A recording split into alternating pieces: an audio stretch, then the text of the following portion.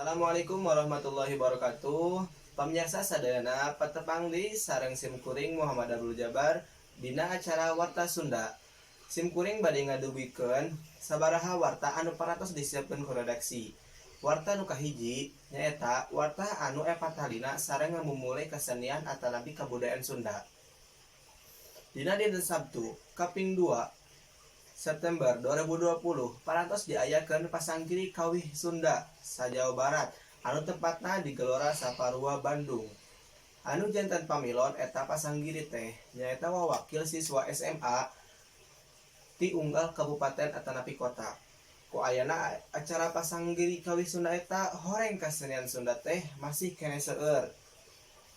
Anu mikaresep sadayana pamilon eta Pasanggiri teh sumangget kana mintonkeun kasakapamuana dina ngawih Sunda. Seueur pamilon ti luar kota Bandung anu ngagaduhan bakat seni Sunda anu sae. Dina eta Pasanggiri teh seueur hadiah anu parantos dipasikeun ku para juara Pasanggiri. Hadiah-hadiah anu mangrupikeun sumbangan ti perusahaan-perusahaan daerah Jawa Barat anu merhatoskeun kana kamajuan